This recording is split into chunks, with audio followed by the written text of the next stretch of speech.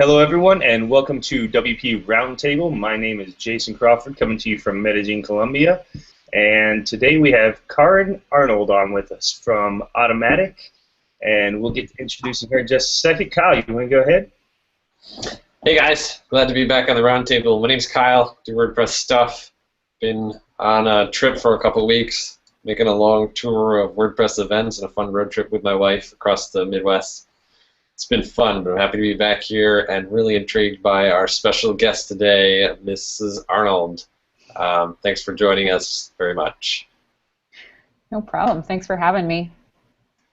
All right, so you want to give us the, we'll get into our picks of the week in a second, but you want to give us a real quick rundown. You work for Automatic, you're a happiness engineer, and well, you can get into the details on all that, and you've also spoken at about 16 dozen WordCamps in about 37 dozen countries, and we want to hear all about that, as well as the RV and the chickens.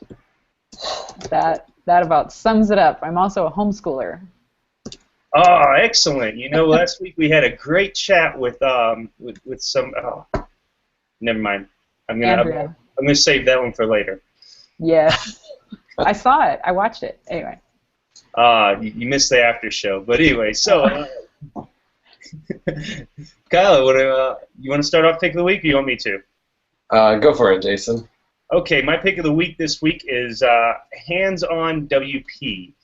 Now, I'm not quite ready to completely say they're the greatest thing on the earth, but they look like they've got a really cool program that breaks it down into what you're trying to do, whether you're trying to be an administrator, content creators, designers, developers, but they're building out, and they've got a course for, well, basically whatever you want to do with WordPress.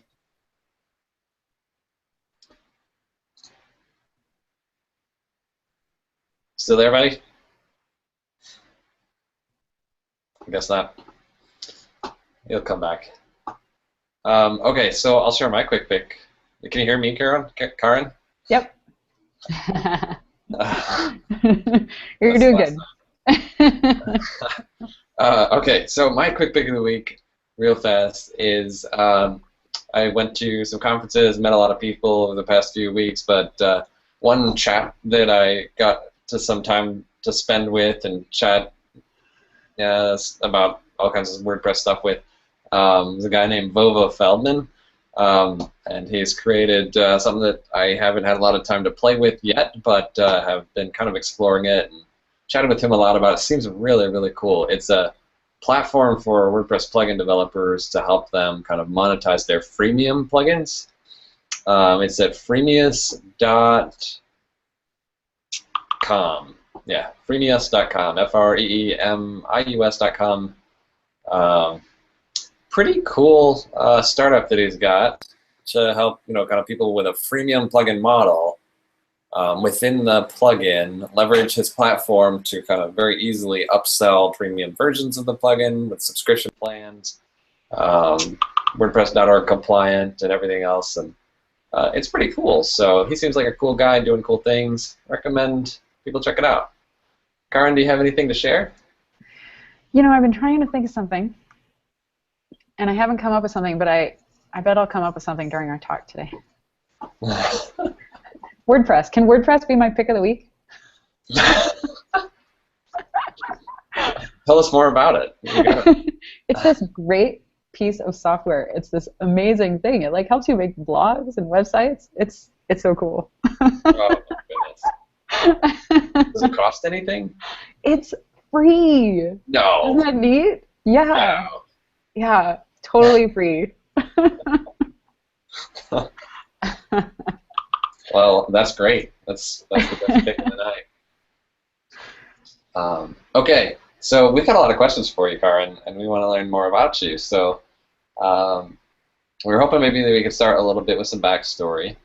If you could, kind of talk us through where you come from and how did you get basically to where you're at today. Wow. Well, let's see. So going way back. It doesn't have to be the short version. Okay. All right. So I was born. My parents are missionaries, so I was born in Nicaragua, and we traveled around Central America until I finally landed in Minnesota for college. I graduated from high school in Panama and moved to Minnesota, went to college there.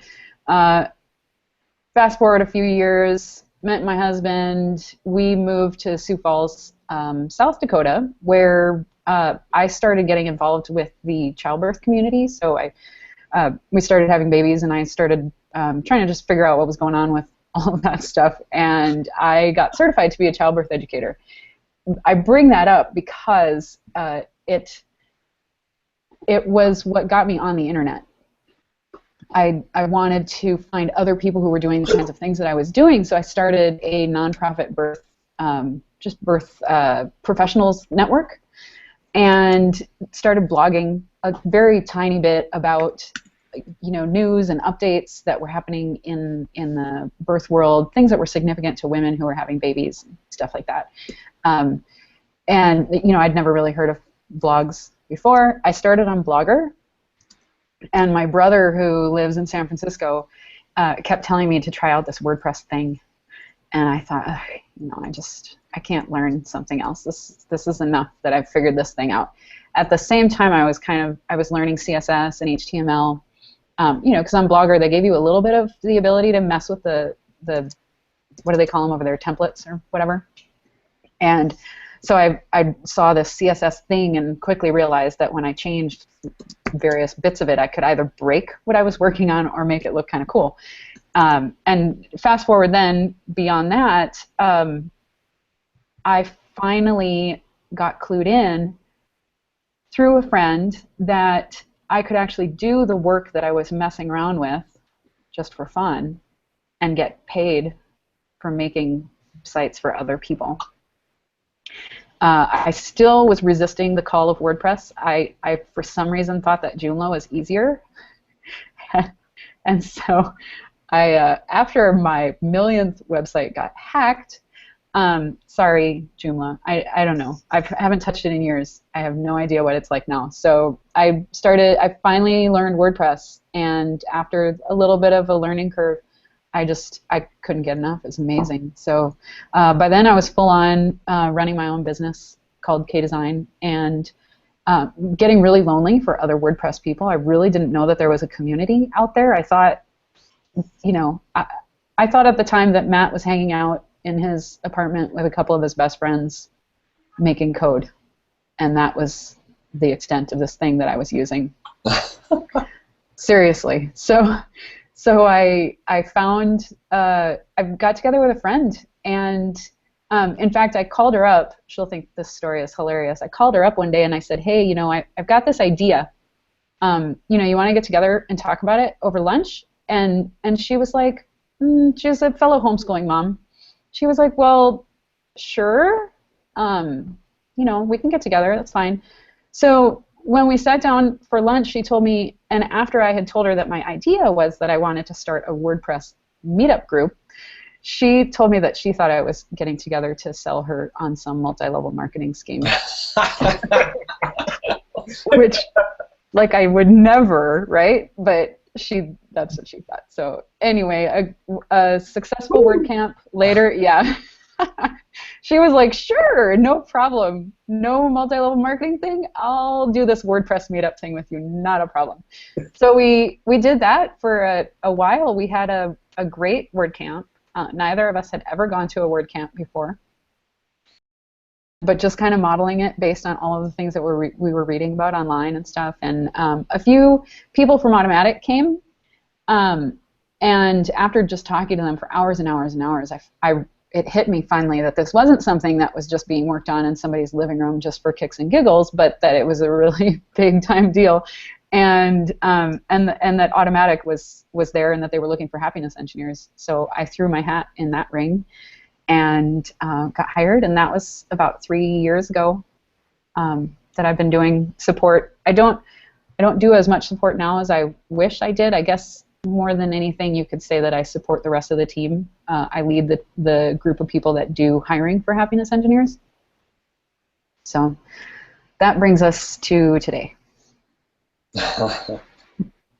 So I just want to clarify, you didn't start using Joomla until after you made it back to the U.S., right? Or made it to the U.S.? Yeah, right. Yeah, I moved to the States when I was 17, and we moved from Minnesota to South Dakota to New Mexico, and I started using Joomla in New Mexico. I'm still trying to figure out who to blame for all these Joomla websites here in Columbia, so I just wanted to make sure it wasn't you. No, wasn't me. Okay. So that gets you started into WordPress. I mean, can we take it back a little bit and talk about K-Design and what you did and what kind of clients you had? Yeah. I had a mix. About half of my work, maybe a third of my work, was my own clients, small profits, small nonprofits. Sorry. I kind of enjoy working with people who have sort of that nonprofit mentality, of the smaller variety. So like, I worked with a women's shelter.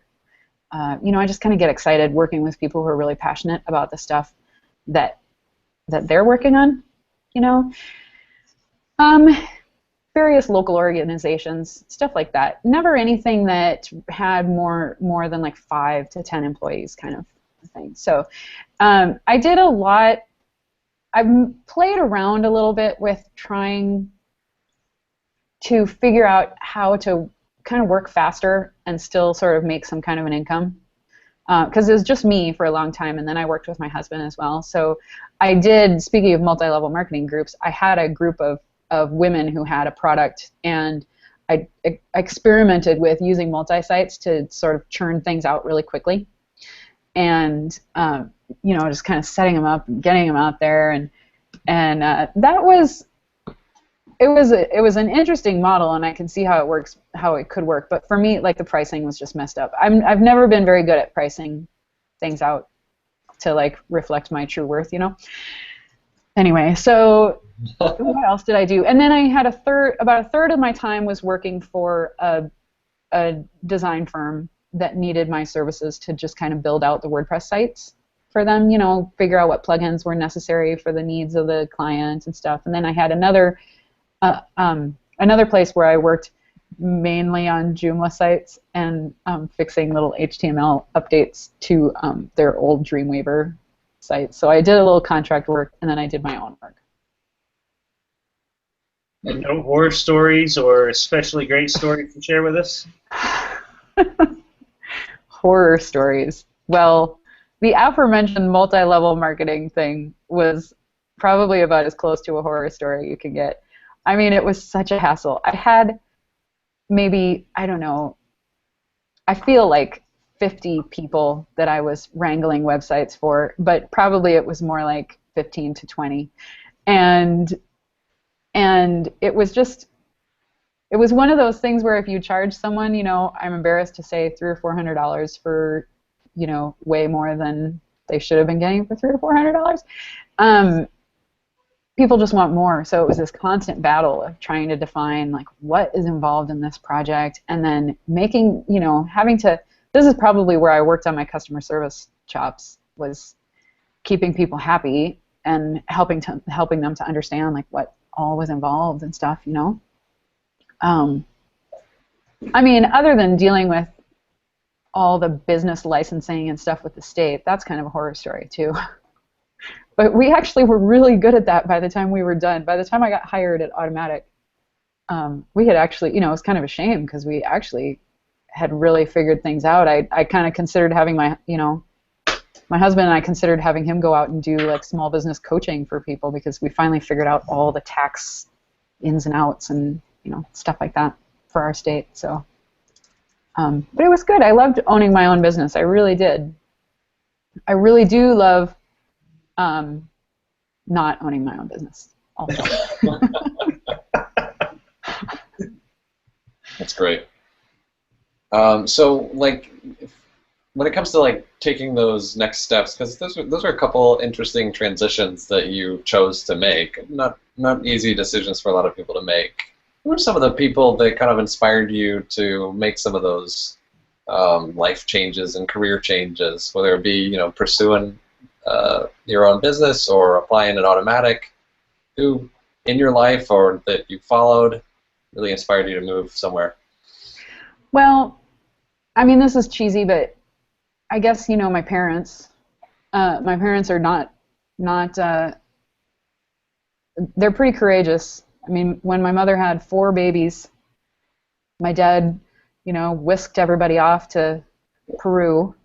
My mother had never been outside of the U.S. in her life, and they just kind of did things. They're really passionate about the stuff that's important to them.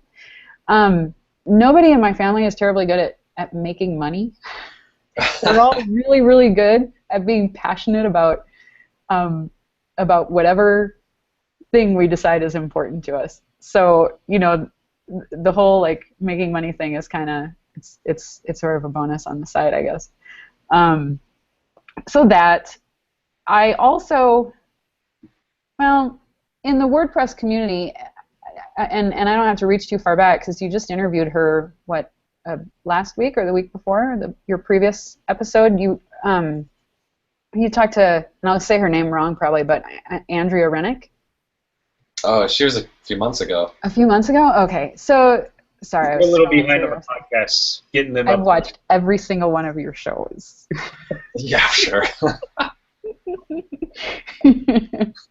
So, she actually, and I think I have told her this, but she may not remember. She's a homeschooler, and she was into WordPress, and she got started. I mean, she's really inspirational. When I started to notice the things that she was putting out there, I mean, it's hard to miss it if you're looking around for WordPress stuff. Just so amazing, you know. She has 4 kids. I have 4 kids. I always thought, wow, she's so cool. That was pretty inspirational. Also, a friend of mine who was selling her web business. That was when I first realized. It was about 8 years ago, I guess. That was when I first realized that a person could make money with this. Was when she was selling her web business. I wasn't at a point where I knew enough to buy it from her, unfortunately, but at least it got me going on my way. And then, I don't know, I guess my husband and I together, we've just never been hesitant to sort of just jump on something and do something new, you know? Yeah. It's fascinating. You know, and really, we haven't... I've been surprised at how many times we've had conversations about homeschooling on this show. Quite a few times, right, Jason? Yeah, we went into it for a good half an hour or so after last week's show. Last week's show with Zach? No, Zach, yeah, right. Yeah. Oh, really? Interesting, yeah, I wasn't even present for that one. But I've speculated on why, but like I couldn't even guess. It's just a big thing. It was just a big thing everywhere. But I know a lot of WordPress people involved in it. I was homeschooled. I grew up homeschooled. Oh, awesome. And the developer who works for me was homeschooled, and so many other WordPress people in our local community, and lots of our former guests homeschool their kids, and it's gives me hope. Yeah. For my kids. No, I was a stay-at-home mom for a good solid 10 years. Yeah. While I was doing the childbirth education and stuff like that on the side. And yeah, I mean, part of that was I had quit college, and you know, when we decided, I just had regular jobs or whatever, and when we decided to have kids.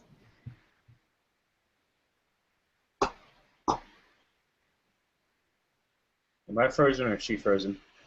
I think she is. And I like. Uh-oh. Uh-oh. Am I back? Yes. Yes. Okay. What did I cut off? You were deciding to have kids after deciding to quit college and get a regular. Oh, yeah. So anyway, it made sense to stay home.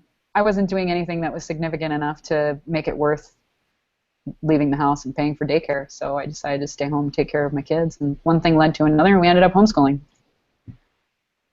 So. Fascinating. Yep, and I have a 16-year-old who is looking at college now. It's weird. That's great. That's great. Yep. And they're actually about to come in the door, so it's going to get a little noisy here for a second.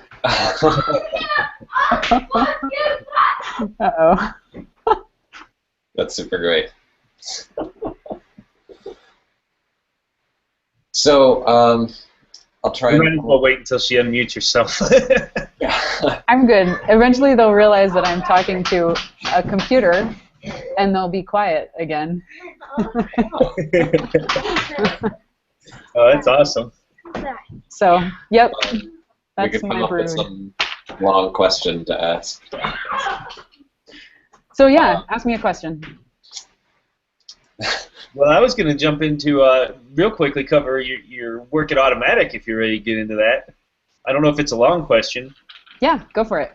All right, so just a real quick rundown. Obviously, you're like the 37th Automattician we've had on here, so we don't want to dive into that too long. But but a real quick rundown of what you do at Automatic and what your day is like. Well, as you just saw, that's part of my day. I work at home. I work out of my house for the most part because there's just always so much going on around here. And because of the flexibility of my job, I can kind of work around that. So I start out the day, I'm an early riser, so I'm up like at 6 in the morning doing, Slack and P2s and stuff like that. I'm sure you guys, people are familiar with that, right? Slack and P2s and all that. Slack. Yeah. I don't know what a P2 is, but... P2 is how Automatic does our... Are you serious? Okay, Yeah. Okay, cool. P2 is how Automatic communicates internally. It's like a cross between Facebook and a blog, basically. And we can mention people and stuff like that. It's how all the teams sort of communicate and then interact with each other and share. You can look at other people's P2s and stuff. So there's a lot of reading to catch up on because, of course, we're 24/7. And mostly my day is interviewing people and following up on trials that we have. I don't know how familiar you are with our trial process at Automatic, but in a nutshell, we have people work with us as contractors for 3 to 8 weeks, depending in the happiness areas. Other teams are slightly different. And as they're on their trial, we have to assess their work from week to week, day to day, stuff like that. So that falls to me and my team. And determining, where people are at and whether we think they're going to be good for hanging out with us for the long term. That's awesome. And now I'm really slow, and it really does take me 68 weeks to figure out what a P2 is. I really thought it was like a PlayStation 2, and you've just cut out the... Well, you guys are such jokers. I wasn't sure if you were pulling my leg. Kyle, she called you a joker, man. Yeah, you're a joker. Such a nice way to put it. Okay, Yeah. Okay. So you said you're in charge of the hiring team, right? Yeah, for happiness engineers specifically. Yep. Okay. So so talk me through all the great steps that I need to know when I apply to get my resume looking good. Oh, I don't know. I'm gonna have to be careful now. I don't want to give away any trade secrets. I mean, obviously, knowing what P2 was a huge one. Yeah. Let's see. So when someone wants to be a happiness engineer, it's helpful to take a look at our Work With Us page at automatic.com. We have a lot of great suggestions, some obvious and some not so obvious in our description.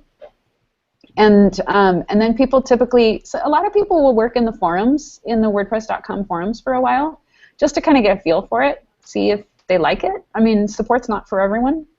Some people have never done support before, can be like super amazing at support, and other people who, have done support for a long time maybe just don't dig it anymore, So we have people on the team everywhere from, teachers, librarians, mathematicians, philosophy majors, theology majors, that's me. So people hang out in the .com forums for a while and just kind of check it out. And if they like it, then they'll typically people will write up a pretty lengthy cover letter. I love to read cover letters. I find them super, super fascinating because it's my first sort of window into somebody's personality or what kinds of things they think are important to share with us. So that's neat. Well, I think I might be getting lost in the process. What? I said, that's good, Noah. Lately, I've been here, and I don't even want to see a cover letter. Just fill out these forms, and I'll tell you if I want a cover letter. Yeah, no, that's so impersonal. We try to make our process as personable as possible. We don't talk to everybody who applies, obviously, but we do. We interview quite a number of people, and it's really just kind of a process of figuring out if people are really into support or if they're like a fit for the team. If we think they'll be happy at Automattic. And the trial process really is every bit as much for us as for the aspiring happiness engineer. Some people do a trial and realize, I don't like to work this way. The distributed work can be really hard on some people. I happen to be quite a bit of an extrovert. I make it work for me. I end up talking a lot throughout the day. Talking, actually typing, but I call it talking now. Yeah. Yeah. So anyway, but back to the process. So people will submit their cover letter, resume, and then we'll kind of go from there. There's a series of interviews, a few, kind of little sample projects that we have people do, and then the trial. The trial is really the most important part of the interview process. It is part of the interview process. It's not like provisional work or anything like that. It's hard. It's pretty intense. All right. Kyle, do you have anything else on Automattic? Yeah, I'm curious, kind of to hear you talk about some of the things that you've learned and as you've progressed with this role and you've been doing this hiring in this hiring position for a long time, and have you learned anything about the hiring process, about what to look for, about what red flags are in people, about things that you catch now that you would have missed when you first started doing this? You don't have to give too many specifics, but I'm just curious about what you've learned about it. Oh wow! Well, when I first started doing hiring, I had about a week's worth of training, and I think one of the reasons that I was asked to do the work was, it's important for us to, we don't ship out our hiring to somebody else. So we're hiring the people that we want to work with. The team is basically involved in the process. So I think somehow or another, it became apparent that I would be good at that, and so I think I have a pretty decent gut level ability to assess people's fit, their personality, and kind of get a handle on people. So over the 3 years that I've been doing hiring, that hasn't so much changed. I think one of the main things I've learned is to be able to get to a decision sooner.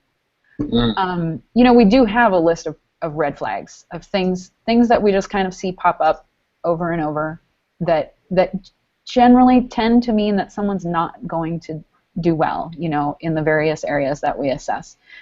At the same time, we have a list of green flags, for lack of a better word, things that we're like, wow, when somebody does X, Y, Z, like that is good, and that basically means that they're very likely going to be a great automatician.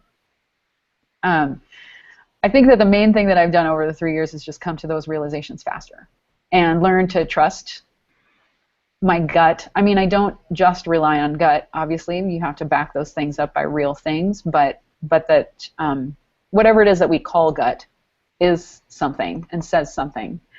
One thing that I do strive to keep working on is just kind of all the hidden biases that you don't really know you have. Various types of people or certain ways that a conversation goes that might make you more inclined to think somebody is great and make you inclined to sort of ignore red flags that you might see. It's really hard. It's really, really hard. I mean, the worst thing, I never in my wildest imagining thought that I would ever be doing this kind of work. Support, yeah, but hiring people, no. I see it as more of an HR thing, but the way that we do it at Automatic, it's not. And you know, telling people no, and like wrapping up trials and stuff is it's not fun. But it's always interesting, and I mean saying yes to people and giving them the go ahead and to move on through the process is probably one of the more fun things I've ever done. Do you get a lot of those like situations where you have to tell someone no, and they're actually after a trial and they're truly surprised that? It's hard to say, because when you're in the moment of talking to someone and telling them bad news, they maybe they're maybe not in the frame of mind where they're really going to tell you totally how they feel, because they know. I mean, we try really hard to make sure that there are no surprises week to week. You know, we're human and we screw up sometimes and don't do things exactly the way that maybe, you know, we could have. Maybe we could make things a little easier for people and stuff like that. But we do try really hard to make sure that we don't get in those situations, so that we don't talk to somebody and say, hey, you know, this isn't going the way that it should, and we're going to wrap it up at this point. It's pretty rare that people are like, what, wait? You know, because we've been talking to them every day in some case about what's going well and what's not going well and what they need to improve on. You know, obviously I wish that we would never have to wrap up any trials at all. One of the unique things, though, about our process is that we actually like it when people come back and try again. So, because that shows to us, you know, it's kind of, I mean, that's cool.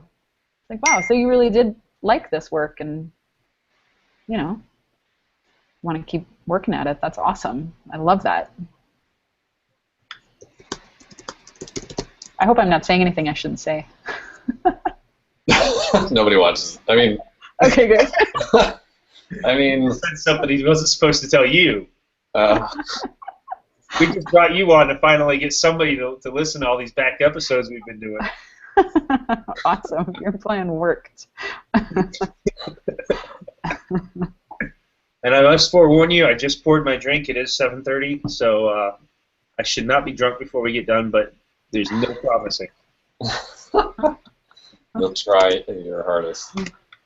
Well, okay, so yeah, I'm kind of interested in getting, not necessarily out of Automatic, but onto WordCamps. I mean, you've been everywhere across the Americas, and you've shared with us that you've got another one coming up, a rather interesting one. But where have you been? Where are you going? And how's the WordCamp scene across all of North and South America? Well, it's getting pretty lively, I think. I went my first WordCamp in Central America. The first WordCamp in Central America was in Managua, Nicaragua, and I was there. That was exciting. They had a fantastic group of people there. They really, it was amazing going back to my birthplace. I had not been there since I was 6 months old, so that was neat.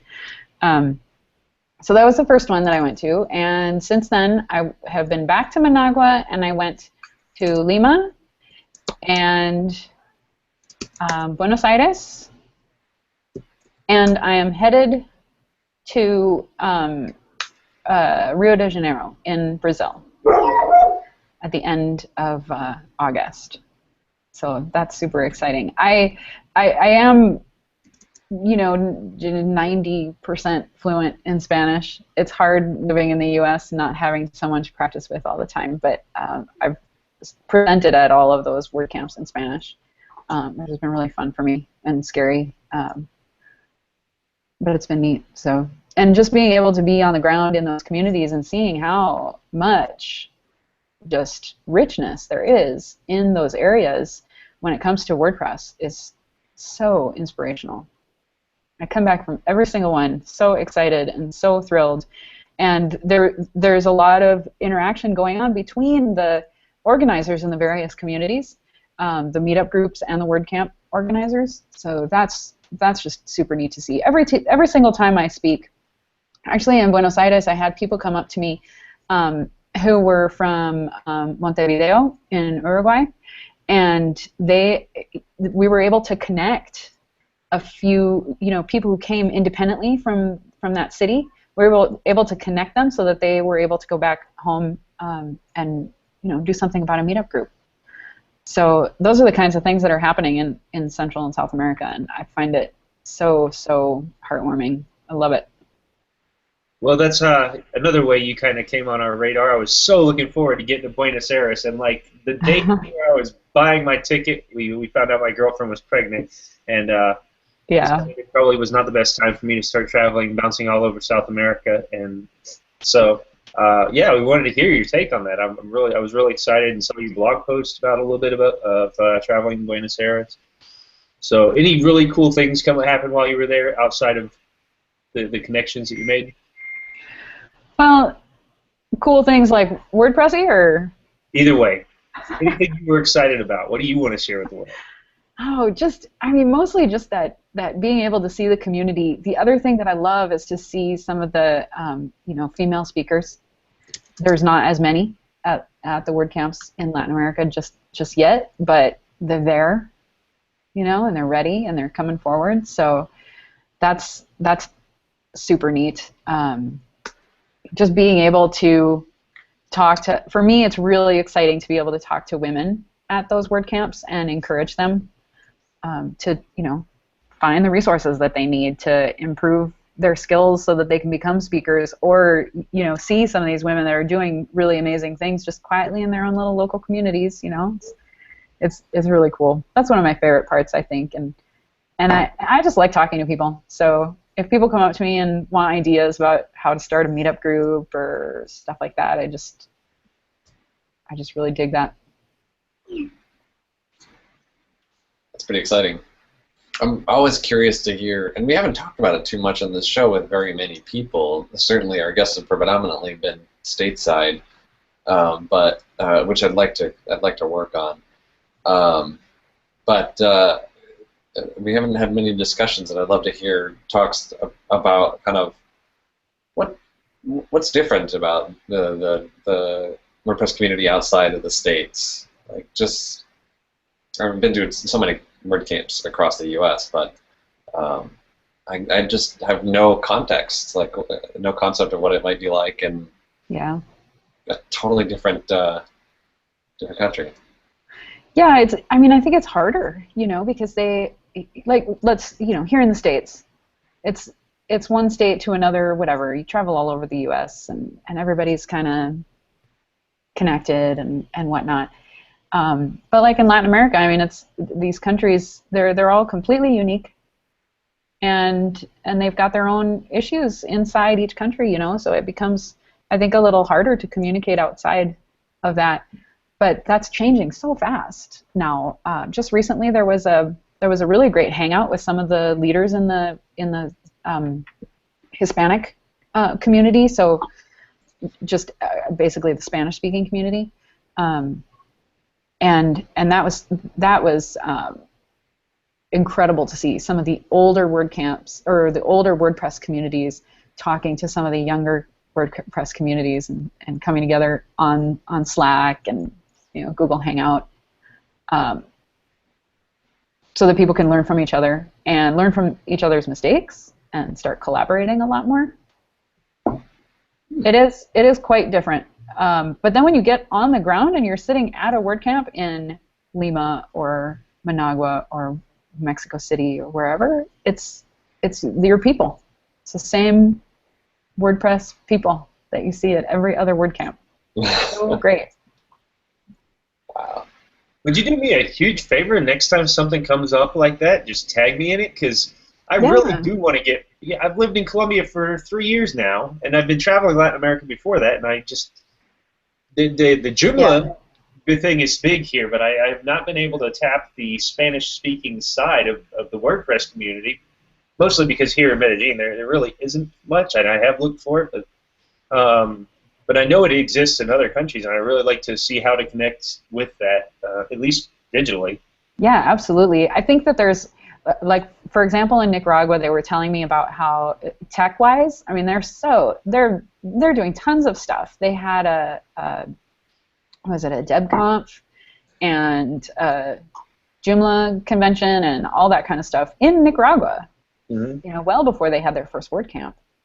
So they're doing tons of stuff. It's not a backwater. It just is a slightly different way of going about stuff than we're doing in the States. So, but little by little. So yeah, I know that there are some WordCamps coming up. So I'll keep you posted. One of those Google chats comes out specifically because I had no idea that was coming up. Yeah, and that was so great. Oh man, it was so great.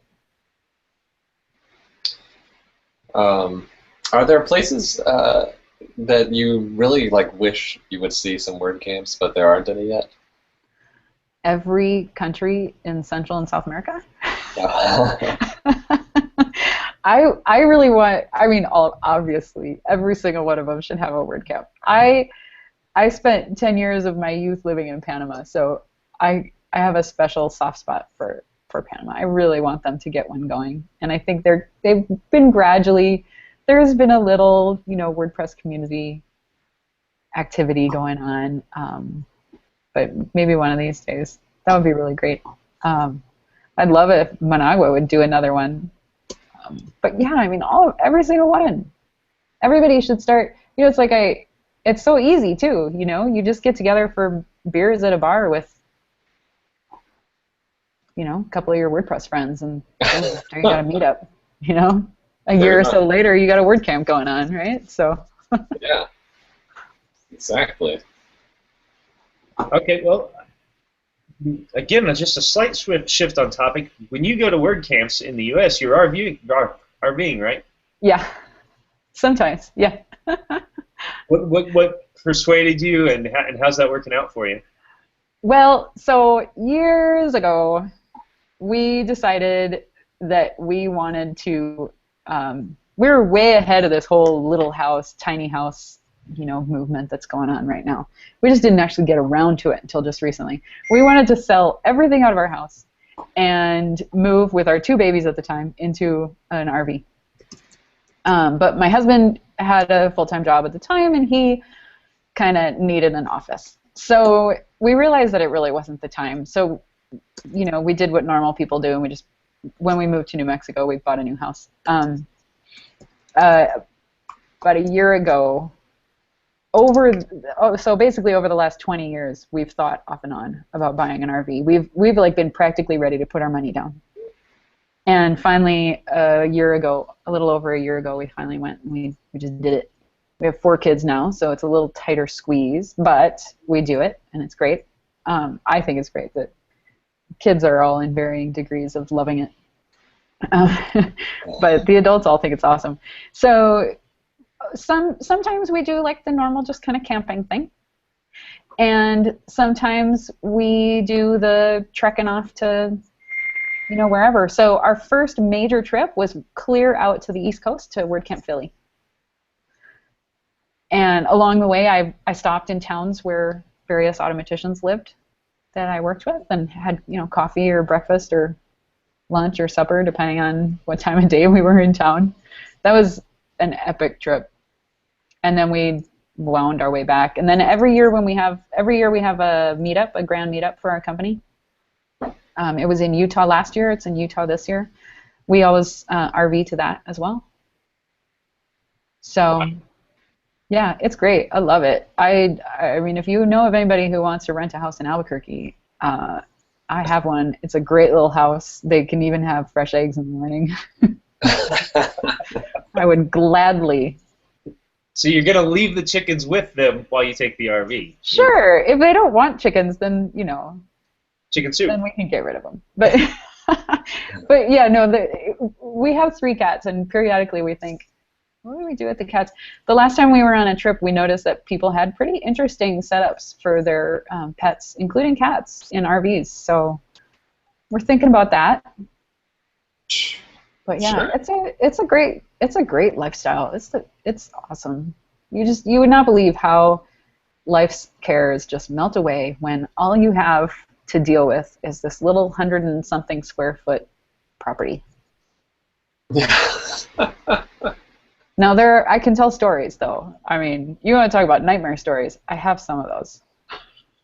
Yeah, go for it. Give somebody one. Okay. All right. So we were on our way to WordCamp San Francisco last year, and we were in a little town in California called Carpinteria, and we were pulling into a parking lot that was good for boondocking, basically for free overnight parking, and it was dark, and we were all very tired, and we ended up kind of running into a low-hanging limb that took off the AC unit from the top of our trailer. It was terrible. And so we ended up having to backtrack back to Ventura, I think was the town we ended in, to find some little RV shop to fix our rig. Basically, we had to put a new AC unit on. All because of this, I mean, it was this limb that was like that big, hanging over it was terrible. And when we were in LA, actually, we drove an RV through LA, which is not something I recommend. We were smart enough to not take it into San Francisco, though. Anyway, when we were in LA, we ended up parking at an RV park, and when we disconnected our van from the trailer, our van was running off of the battery on the trailer. I don't know. I don't understand these things. And so we had to have somebody come haul it away and like rewire the electricity or the whole like electrical system in our van so that it would work again. So that was like 4 days in LA with no vehicle, just, sitting around in Anaheim, right next door to Disney. That was amazing. Yeah, we haven't done anything super gross though. Like I hear people tell stories about like, black tank problems, toilet problems in the RVs. We haven't had any of that. Well, my grandparents had an RV when I was a kid. We used to go around, and it was usually a transmission problem. Yeah. Ours is a trailer, so fortunately, we can disconnect the van, and the van, if there's trouble with that, it's probably a cheaper situation. But yeah. So we've gone to WordCamp Philly in the trailer. We went to WordCamp San Francisco in it. Yeah. And anybody that wants to read more, that's at thearnoldexperience.com, right? Or yeah. .wordpress.com? Yeah. Okay, yep. we're not gonna like make you seem like promote your good stuff. We're gonna promote the personal stuff in your life. You got Google Ads for the stuff that's like really important, like Automatic and. Yeah, the Arnold Experience, because I tell you, it is an experience. I've read through some of them, some of the early ones, because I gotta say, I was like, "Where's the about page on here?" And I just said, "I'm not gonna look for it. I'm gonna go to the very first post and figure out what this is all about real quick." I was like, "Oh, okay, now I'm tracking." I can't make it easy for people. I have to make you actually read the post. If I did an about page, then you just read that and be on your way. Got me. Wow. Yeah. It's interesting though, because a lot of times, I mean, I would actually blog more on that, but a lot of times we're on the road with like 0 to no broadband or Wi-Fi or LTE or anything. So it's this whole. There's a lot of times where I wish I could like use WordPress sort of offline, and then upload it later. Man, anyway. Oh, you can't do that with WordPress.com. That's right. No. I was about to say, wait, has she not met me? Wait, yeah. Oh, no, I'm sorry. WordPress.com offline. Wouldn't that be awesome? You'd think that they would have something like that by now. I mean, maybe just a content uploader where you could just, you can do a little bit. You can do a little bit with the mobile app. You can get a lot of content in there, and it'll save it locally. So that's cool, like just the text and stuff. But then the images, it saves it. It kind of saves them basically, but then it's a lot easier if you're just connected to the internet so that it works the way it's supposed to work. I love the mobile app. RVing has helped me use the mobile app a lot more. There's my pitch. Hey, can that be my pick of the day or week? Yeah. It's not new or anything. Oh, we got old stuff on there all the time. Oh, I have no idea when this thing I just recommended came about. But somebody brought it up to me today, that WordPress classes that I got. Yeah, no. Well, then the mobile app. The mobile app is awesome, and the coolest thing about it is that when you use it, you just feel like you're helping the community, you know, because you run across a little bug or whatever, and then the next thing you know, there's a new update and stuff. It's so great. Oh yeah. Super cute too. Super cute.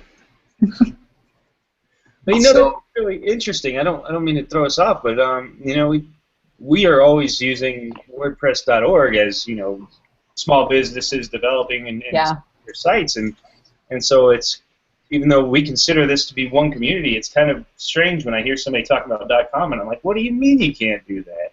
Yeah.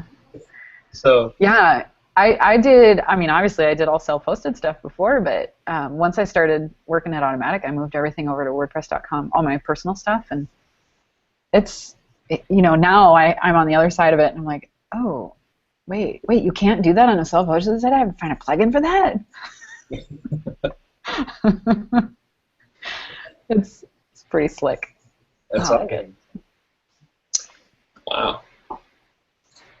Okay, so are we down to? It looks like we're getting down to the last few minutes. Do we want to get into the off-topic randomness? Yeah. Yeah. Uh-oh. Now, I mean, you thought we were off-topic before. Now we're really getting. Right. Yeah. Yeah. You know, we've got some other questions that we're curious about. I guess. What's the future look like for you, Karin? What's on your horizons? Wow. I don't know. I mean, I work for Automatic. I work with WordPress. Who knows what the future holds, right? The immediate future, I'm going to Brazil.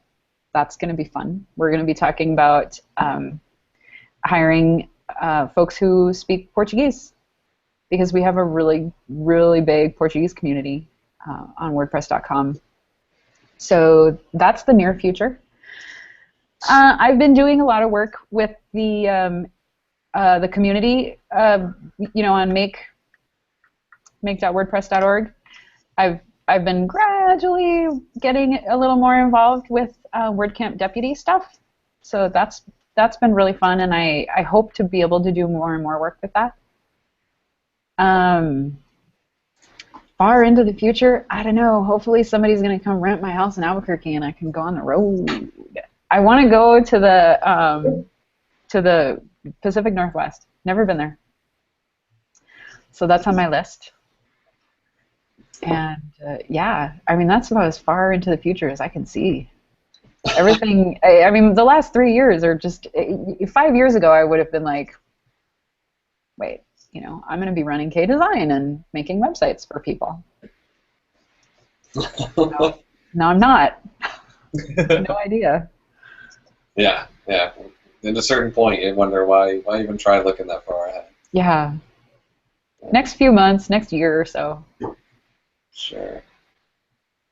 Well, you brought up a lot of stuff you like to do, but are there any hobbies that you have that don't include travel or homeschooling or RVing or chickens or anything, or WordPress? I think that's WordPress. Wow. Well, I play the cello. So that's a little bit of a hobby. I've been playing that since I was in 4th grade.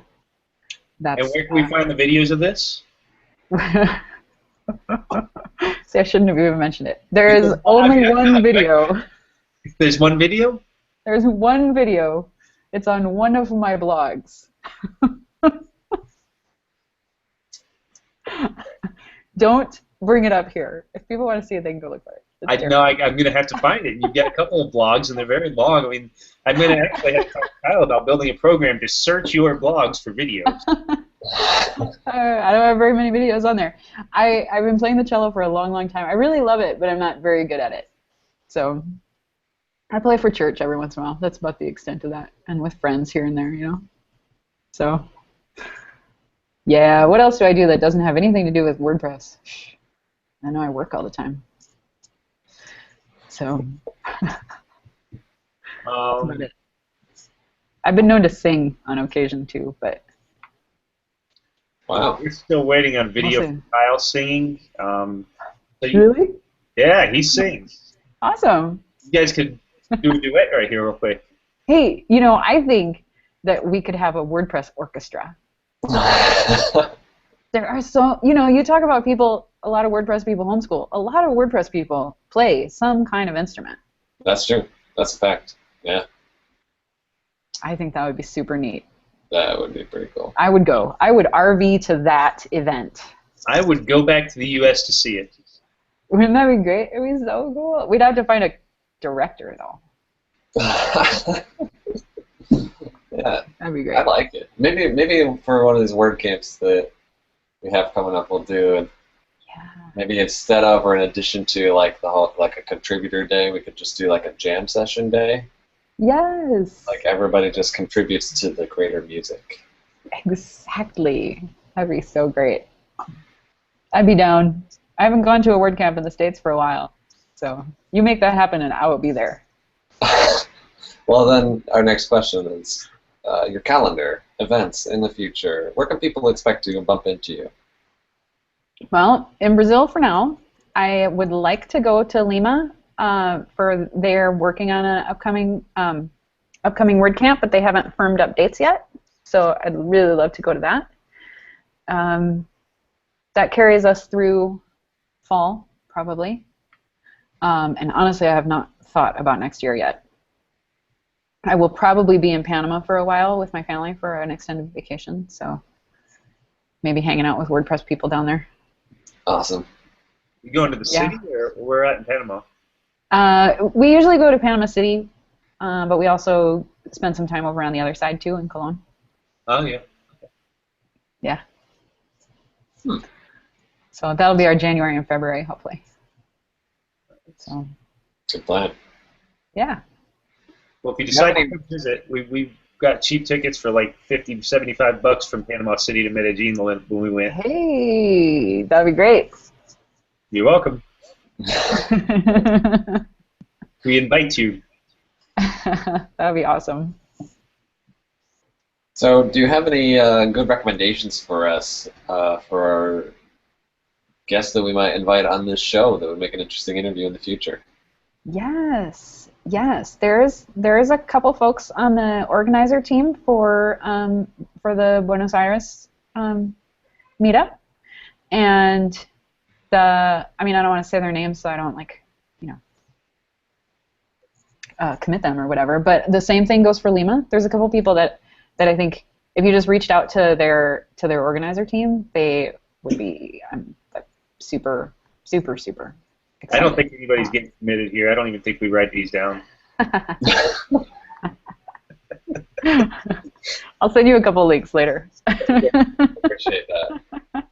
But yeah, those guys and the folks in Managua. I haven't talked to the folks in Managua for a while, so I don't know what they're up to as far as what their upcoming plans are for like WordCamps and stuff. But they're as far as I know, all the folks that I know in Central and South America are so excited to talk to the community outside of their area to tell people what they're up to. Some pretty stellar WordPress stuff going on down there. They'd probably get mad if I say down. We turn the globe upside down, right? Up there, over there. I'm still in the Northern Hemisphere. I don't know. Yeah. Oh. Oh, definitely. That would be great. That would be really great to see some of the Spanish-speaking community on here. Sure. You can make that happen. Jason, make that happen.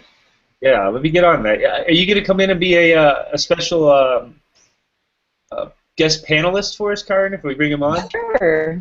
I'll do that. That'd be fun. Kyle was actually making jokes that he was going to be able to take the day off, and you and I would just have the What? hours. What? You already had vacation, Not up Kyle. making you odd, yeah. No, I think that I would be happy to. That would be fun. You guys are fun to hang out with. Well, there you go, Kyle. You get another day off sooner or later.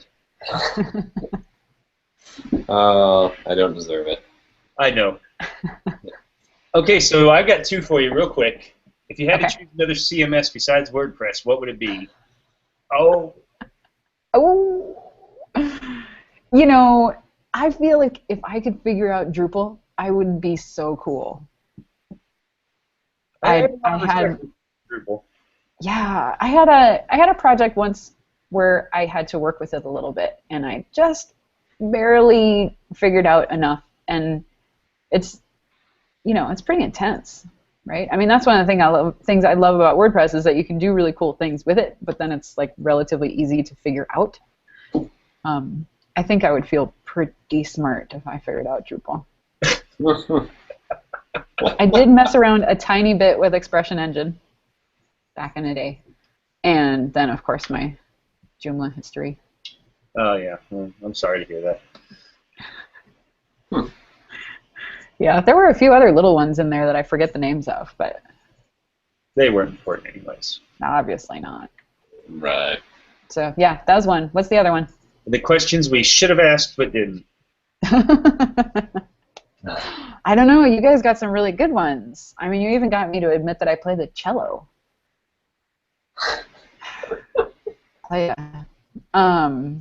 Seriously, I'm really shy about that. I don't, it took a lot for me to actually put the video up on my website. Wow. So, yeah. Oh, you didn't ask me how old my kids are. Oh, Oh, Yeah. leave it to us. I have a boy who's 16 and a girl who's 14, and then another boy who just turned 11, and my baby is 8. He's Aw. so one girl, poor thing. Yeah. Yep, those are my kiddos. Yeah. And you heard them a little while ago and saw. Sorry I about almost asked them you if they wanted to come on the next episode. that. We could have the special with Kara and Arnold, and then the special with the Arnold family. And her entourage. Yeah, We should crazy do kids. a family special once, like children of WordPress professionals. Yeah, they always wear WordPress shirts, so they fit right in. Between her family and Mark's family, we'd have, well, we couldn't fit all of them together on one Google Hangout, technically. Right. Oh, 2 per device. Sure. But it'd still be fun to watch. Just, okay, you're limited to 10 people, Mark's family, her family. That'd be a day we both get off. It's good times. Yeah. All right, Kyle, you got anything? We're over our hour. Yeah, we're over our hour. Wow, it just flew by. But it's been a really great discussion, Karen. I really appreciate you taking the time to talk with us. Thank you for having me again. It was great. I really appreciate the help you've given me already, and I don't know if we even brought this up, but Karen gave me some help in the past with some making some connections in Spanish here and there, and I appreciate that as much as I appreciate you coming up on the show today. And we're really happy we had a chance to have you on. Always my pleasure. Awesome. Well, we'll keep in touch, and have yourself a really good night, and just go spend some time with the kids. All right, thanks.